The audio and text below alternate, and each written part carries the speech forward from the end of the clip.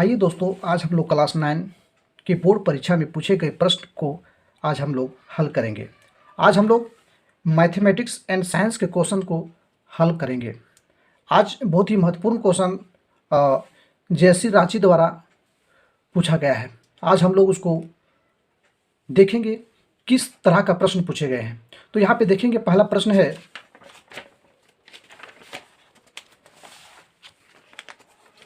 निम्न में कौन परिमेय संख्या है। निम्न में कौन परिमेय संख्या है। तो यहाँ पे देखेंगे, एक नंबर में दिया है 2 माइनस रूट 5। ये परिमेय संख्या नहीं है, ये अपरिमेय संख्या है। यहाँ पे क्या दिया हुआ है 2√7/7 रूट 7। तो ये क्या हो जाएगा, ये मेरा परिमेय संख्या हो जाएगा। ठीक है, ये मेरा आंसर हो जाएगा। दूसरा क्वेश्चन यहाँ पे देखेंगे, दिया हुआ है शून्य क्या है। शून्य क्या है, परिमेय संख्या, अपरिमेय संख्या, पूर्ण संख्या, प्राकृतिक संख्या। तो बच्चों इसमें क्या होगा, ये शून्य जो है वो परिमेय संख्या है और क्या है, ये पूर्ण संख्या भी हो सकता है। ठीक है, तो हम लोग क्या मारेंगे, परिमेय संख्या पर टिक मारेंगे। ठीक है, अब हम लोग क्वेश्चन नंबर 3 में जाएंगे।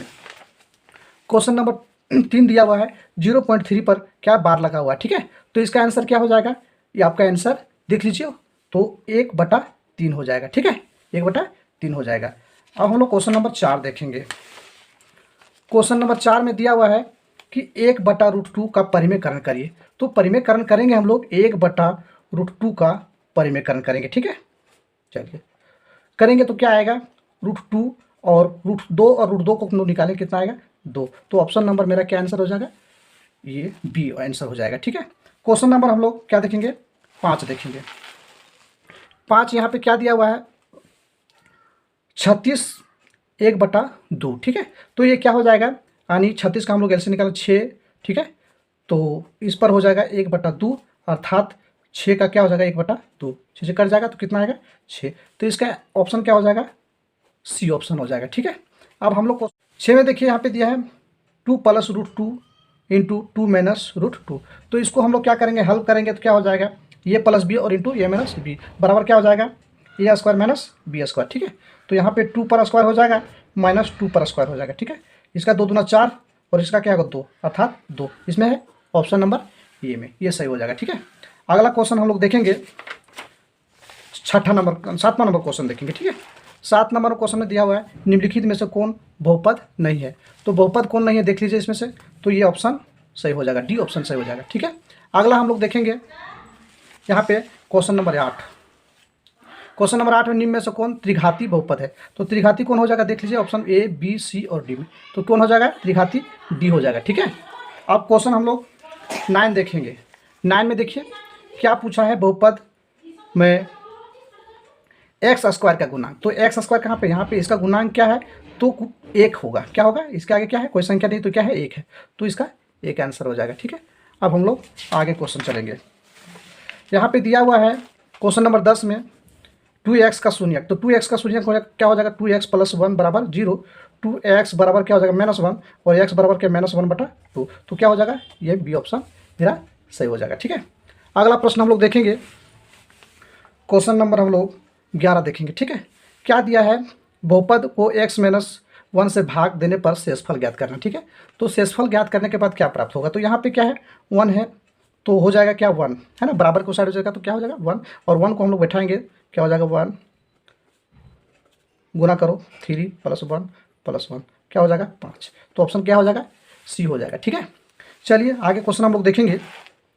यहाँ पे क्वेश्चन नंबर 12 में देखेंगे, निम्न में से कौन 2 चर वाला रैखिक समीकरण है। तो 2 चर वाला क्या हो जाएगा, आप लोग को पता है, ये x² + bx + c के रूप में होता है।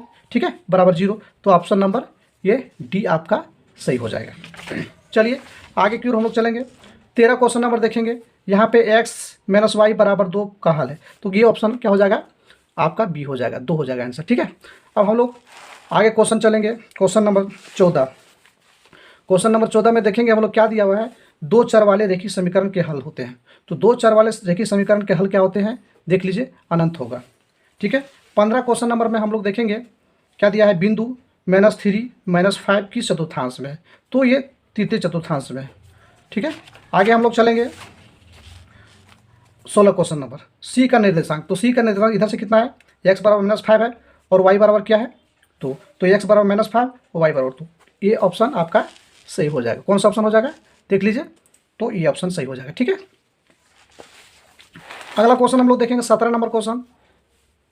17 नंबर क्या है, 105 का समपूरक कोण। तो समपूरक कोण किसको कहते हैं है ना, 180 में क्या करेंगे 105 को घटा देंगे तो कितना आएगा 75, ये मेरा आंसर हो जाएगा। ठीक है, आगे देखेंगे हम लोग 18 नंबर क्वेश्चन कि यदि दो कोणों का योग 90 हो तो उन कोणों को क्या कहते हैं। तो क्या कहते हैं हम लोग देख लीजिए, इसमें दो कोणों का योग, तो ये पूरक कोण हो जाएगा। क्या हो जाएगा पूरक कोण। अगला क्वेश्चन हम लोग देखेंगे यहाँ पे क्वेश्चन नंबर 19 में देखेंगे ये क्या है, ये रेखिक युग्म कोण है। ठीक है, ये पूरा कोण कितना है 180 डिग्री, तो ये कोण कितना है 82 डिग्री। तो एक्स का मान, तो एक्स का मान कितना हो जाएगा 180 में 82 को घटा देंगे तो कितना आ जाएगा मेरा 98 डिग्री। तो ये मेरा क्या हो जाएगा आंसर हो जाएगा। नेक्स्ट क्वेश्चन हम लोग देखेंगे।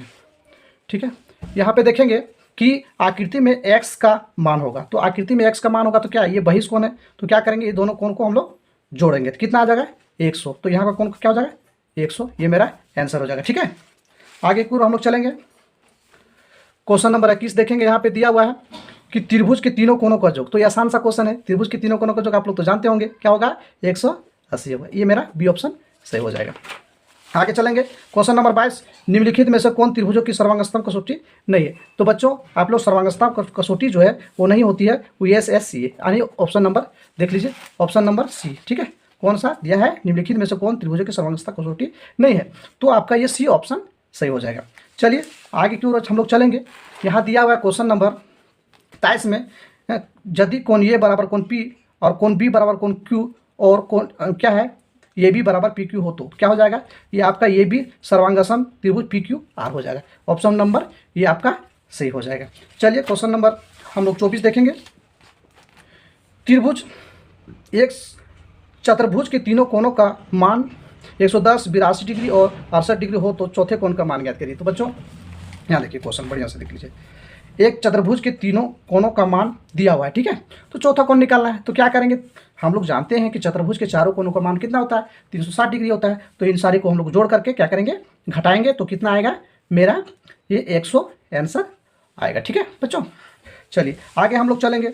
यहाँ पे क्वेश्चन नंबर 25 में देखेंगे कि एक समांतर चतुर्भुज ABCD में कोण डी बराबर क्या है 135 डिग्री हो तो कोण बी का मान। बच्चों आप लोग जानते हैं, ये देखिए ये बी सी और डी, ठीक है, ये समांतर चतुर्भुज है तो इसके विकर्ण जो है वो क्या होते हैं बराबर होते हैं। तो मान लो कोण डी बराबर कितना है, कोण डी बराबर यहाँ पे 135 डिग्री है तो ये भी क्या होगा 135 डिग्री, तो क्या हो जाएगा ये ऑप्शन सी सही हो जाएगा। ठीक है, आगे चलेंगे क्वेश्चन नंबर 26। क्वेश्चन नंबर 26 बच्चों देखेंगे सम चतुर्भुज के विकर्ण परस्पर होते हैं। तो सम चतुर्भुज के विकर्ण परस्पर क्या होते हैं लंब होते हैं, ऑप्शन नंबर सी सही हो जाएगा। चलिए आगे की ओर हम लोग चलेंगे। 27 नंबर क्वेश्चन। 27 नंबर क्वेश्चन में दिया हुआ है कि एक ही आधार और एक ही समांतर रेखाओं के बीच स्थित समांतर चतुर्भुज के क्षेत्रफल होते हैं, क्या होते हैं देख लीजिए। तो ये क्या होते हैं ऑप्शन देख लीजिए, तो बराबर होते हैं। क्या होते हैं बच्चों बराबर होते हैं। चलिए क्वेश्चन नंबर 28 हम लोग देखेंगे। यहाँ पे दिया हुआ है कि यदि सम चतुर्भुज के विकर्ण 5 सेंटीमीटर और 14 सेंटीमीटर हो तो इसका क्षेत्रफल होगा। तो क्षेत्रफल क्या बच्चों आप लोग जानते हैं 1/2 क्या हो जाएगा 5 हो जाएगा, गुने क्या हो जाएगा 14 हो जाएगा और 7 दूना के 14 और 7 5 35 किधर है देख लीजिए, ये ऑप्शन आपका सही हो जाएगा। चलिए आगे की ओर हम लोग चलेंगे।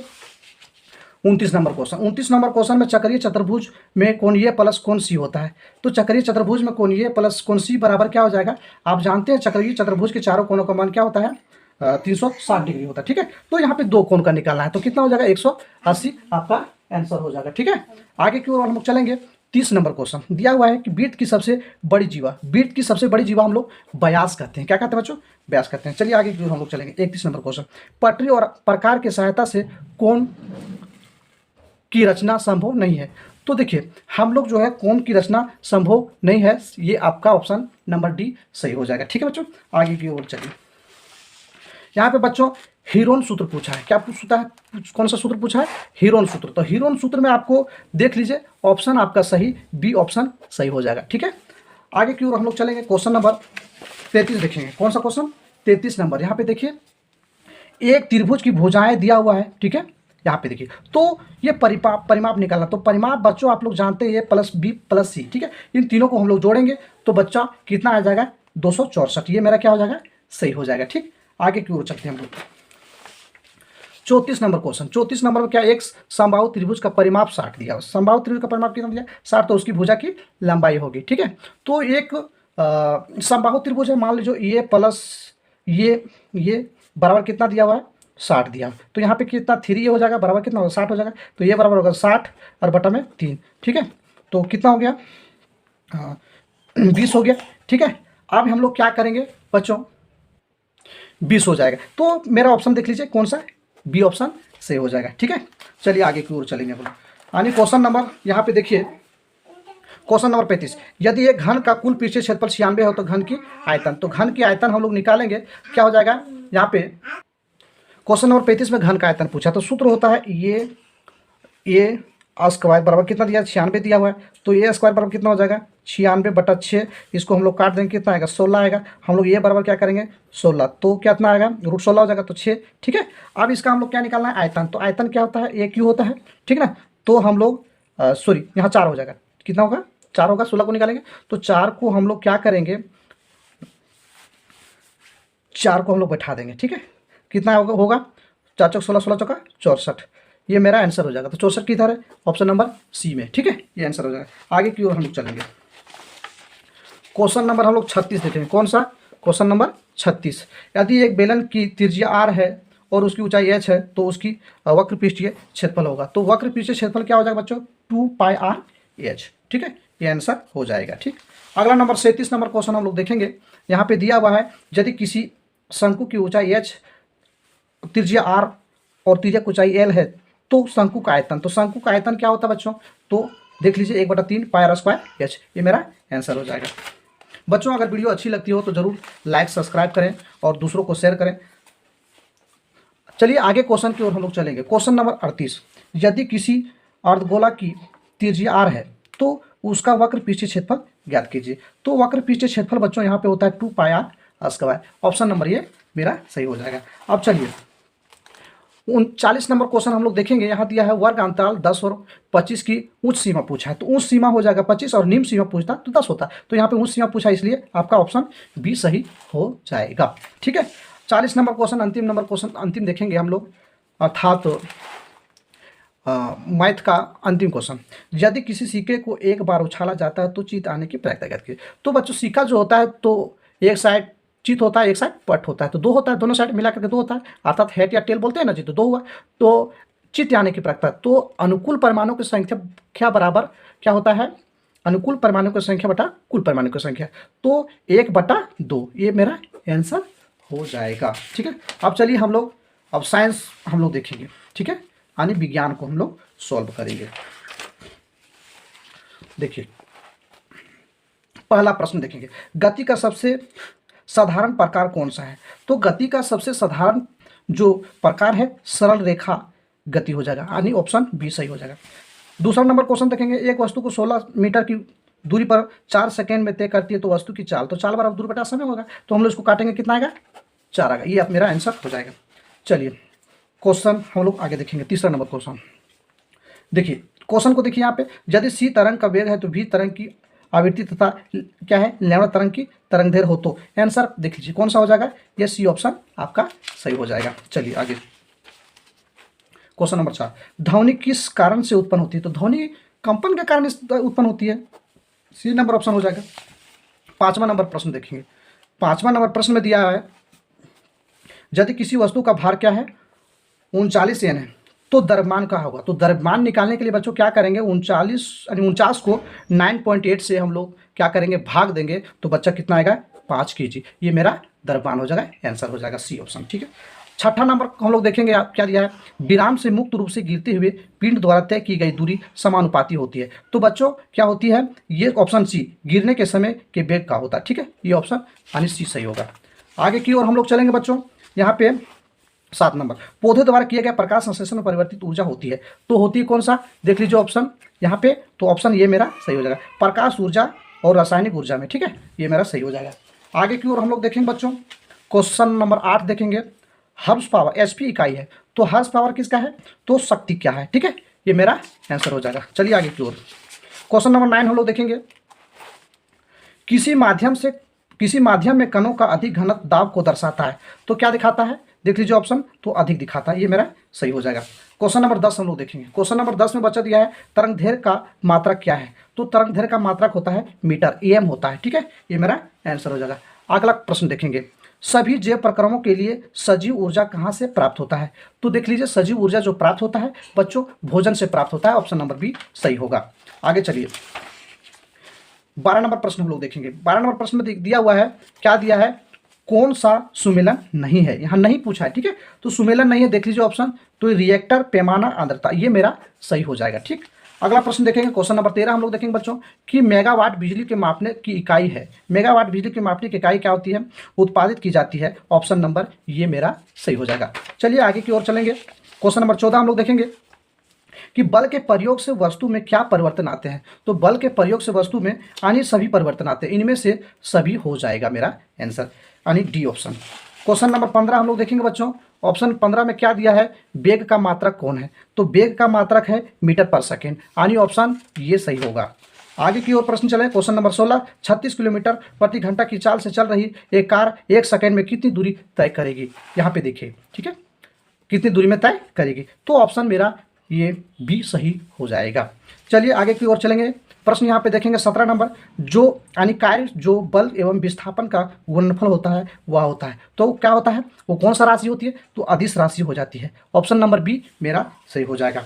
चलिए 18 नंबर प्रश्न हम लोग देखेंगे। दिया हुआ है वाट किस राशि का मात्रक है? वाट किस राशि का मात्रक है बच्चों? तो शक्ति का है, ऑप्शन नंबर बी सही हो जाएगा। 19 नंबर देखेंगे। ये 19 नंबर देख लीजिए बच्चों, क्या सही होगा? तो 19 में आपका देख लीजिए ये सी नंबर ऑप्शन सही होगा, ठीक है। 20 नंबर क्वेश्चन देखेंगे हम लोग। 20 नंबर में दिया हुआ है कैंसर के उपचार में कोबाल्ट के किस समस्थानिक का प्रयोग होता है? तो CO60 का प्रयोग होता है, ऑप्शन नंबर मेरा ये सही हो जाएगा। 21 नंबर क्वेश्चन देखेंगे, केनाल किरणों की खोज किसने की? तो देखिए गोल्डस्टीन, यानी ऑप्शन बी आपका सही हो जाएगा। बच्चों अगर वीडियो मेरी पसंद आता है तो जरूर लाइक करें, सब्सक्राइब करें, ठीक है। चलें हम लोग क्वेश्चन नंबर 22 की ओर चलते हैं। 22 नंबर प्रश्न में क्या दिया है? पदार्थ के कणों के बीच क्या होता है? तो यहाँ पे रिक्त स्थान होता है, ठीक है। पदार्थ के कणों में के बीच जो होता है वो खाली स्थान होता है, रिक्त स्थान होता है, ठीक है। अब हम लोग 23 नंबर चलेंगे। ये एलपीजी का पूरा नाम क्या है? तो एलपीजी का पूरा नाम द्रवीकृत petroleum gas, liquid petroleum gas कहा जाता है, ठीक है। एलपीजी का पूरा नाम क्या है? लिक्विड पेट्रोलियम गैस, जो हम लोग गैसों में क्या करते हैं? भरते हैं, ठीक है, टंकियों में। चलिए यहाँ पे क्वेश्चन नंबर 24 हम लोग देखेंगे। 24 नंबर में क्या, निम्न में से किसमें अंतराण्विक स्थान सबसे अधिक होती है? तो इसमें देख लीजिए आप लोग, ये मेरे हिसाब से हवा होना चाहिए, ठीक है। और 25 नंबर प्रश्न देखेंगे। 25 नंबर, अमोनियम क्लोराइड को गर्म करने पर क्या होता है?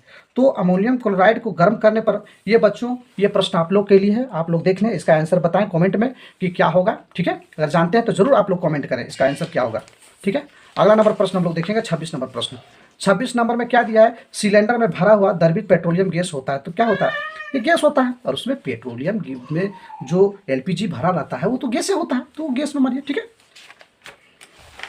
चलिए 27 नंबर, परमाणु द्रव्यमान की इकाई होता है। तो परमाणु द्रव्यमान की इकाई जो होता है बच्चों ये यू होता है, क्या होता है? यू होता है। देख लीजिए यहाँ पे प्रश्न नहीं दिख रहा था ना, हाँ, परमाणु द्रव्यमान की इकाई क्या होता है? तो आपको ये आंसर हो जाएगा, ठीक। चलिए 28वां क्वेश्चन। तो 18 ग्राम जल में ऑक्सीजन कितनी मात्रा होती है? तो बच्चों ये 16 ग्राम होती है, ठीक है। 18 ग्राम जल में ऑक्सीजन की कितनी मात्रा होती है? तो 16 ग्राम होती है, यानी डी ऑप्शन सही हो जाएगा। नेक्स्ट क्वेश्चन चलेंगे हम लोग। 1 मोल क्लोरीन गैस का द्रव्यमान है, तो 1 मोल क्लोरीन गैस का द्रव्यमान 35.5 ग्राम होता है, यानी ऑप्शन बी सही मेरा हो जाएगा। चलिए बच्चों 30वां नंबर क्वेश्चन हम लोग यहाँ पे देखेंगे। निम्न तत्वों में द्विपरमाणुक नहीं है, तो ये आपका क्लोरीन है, हाइड्रोजन भी है, नाइट्रोजन भी है, फास्फोरस नहीं है ना, नहीं पूछा है, ठीक है। तो आपका डी सही हो जाएगा। चलिए अगला नंबर यानी 31 नंबर प्रश्न देखेंगे, ठीक है। प्रोकैरियोट में नहीं है, तो देख लीजिए इसमें, तो इसमें देख लीजिए राइबोसोम हो सकता है ना, इसमें कंफ्यूजन है, आप लोग देख लें और कमेंट करें। चलिए 32वां नंबर प्रश्न देखेंगे कि कोशिकाओं के आधार पर जीव कितने प्रकार होते हैं, तो ये 2 प्रकार के होते हैं, यानी ऑप्शन बी सही होगा।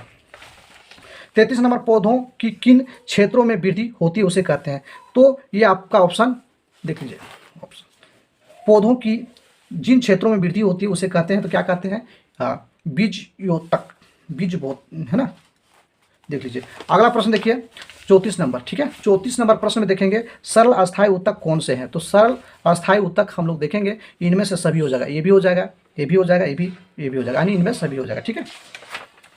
35 नंबर प्रश्न बच्चों देखेंगे, क्या देखेंगे, वर्गीकरण की आधारभूत इकाई कौन सी है, तो वर्गीकरण की आधारभूत इकाई अगर बोला जाए तो इन सारे ऑप्शनों में से आपका सी सही हो जाएगा, ठीक। चलिए 36 नंबर क्वेश्चन, फंजाइम कैसा जीव है, फंजाइम कैसा जीव है, तो आपका देख लीजिए ऑप्शन ये बी आपका सही होगा, ठीक। आगे की ओर हम लोग चलेंगे।